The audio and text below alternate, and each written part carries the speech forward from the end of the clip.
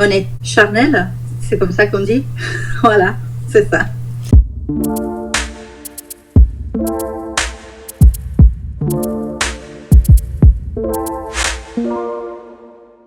Bonjour, je m'appelle Donia et je suis commerciale pour une petite chaîne d'hôtels en Italie.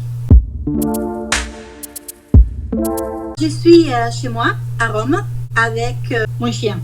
Voilà. On est que nous deux. Depuis le 9 mars, c'est le jour où je suis rentrée des États-Unis, car j'étais partie en voyage d'affaires. J'ai quitté mon pays en début février et tout était normal. Et quand je suis rentrée, on était déjà presque en lockdown. Il a fallu que je rentre immédiatement chez moi. Pas d'opportunité de voir mes parents, ma famille, personne. Donc direct à la maison. Et là, j'ai vraiment réalisé ce qui s'est passé ici en Italie, surtout au nord. J'ai allumé la télé et les nouvelles étaient vraiment catastrophiques. Tout a changé et pour moi, c'était vraiment choquant.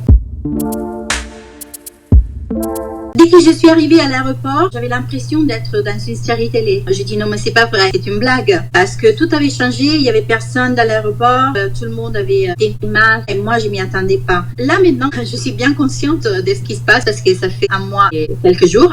Et tous les jours, les nouvelles ne sont pas si positives que je m'attendais parce que je croyais que c'était quelque chose, pas plus qu'une influence, peut-être un peu plus violente, mais pas sur la longue durée. Le plus on va avant dans cette histoire et on s'en sort pas. Je suis un peu préoccupée.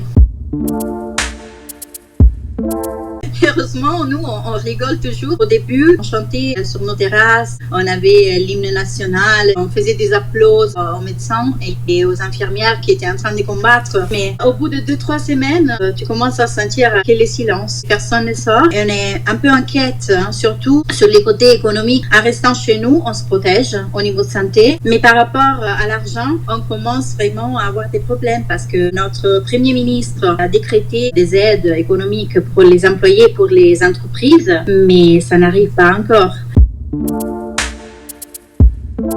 J'ai découvert que j'adore rester à la maison parce que pour moi la maison avant c'était juste un lieu où dormir et où préparer les valises. Donc là maintenant j'ai découvert mon appartement, j'ai découvert d'avoir des bouquins que je ne savais même pas que j'avais, donc j'ai commencé à relire parce qu'avant c'était tout sur mon lit. Je profite de mon temps, je prends soin de moi, je réfléchis beaucoup sur ce que je vais vraiment faire après.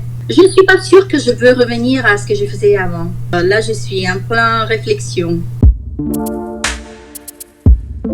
Mes parents, je ne les vois pas depuis la fin du mois de janvier parce que après je suis partie aux États-Unis. Je crois qu'ils vont me manquer beaucoup même après parce que j'ai entendu dire qu'on ne pourra pas vraiment s'embrasser comme on faisait avant. Il faut toujours garder les distances même après quand on commencera à nouveau à se revoir. C'est le côté dur de la citation. Il y a quelqu'un qui a dit en Angleterre que chez nous ça a monté très vite parce que nous on s'embrasse très souvent et on se touche quand on se parle. C'est qu'il n'est pas faux, hein? Je ne sais pas, peut-être.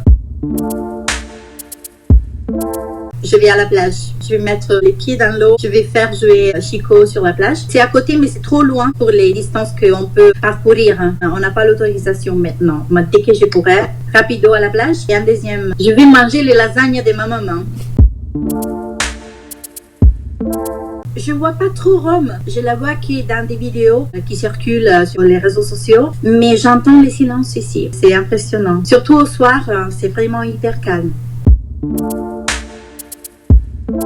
Il faut être optimiste, ça va pas durer. Je crois qu'ils sont vraiment en train de bosser très dur pour trouver un vaccin. Il faut avoir de l'espoir pour demain.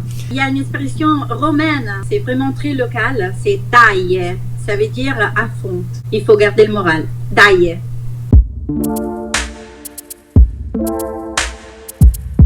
Grazie!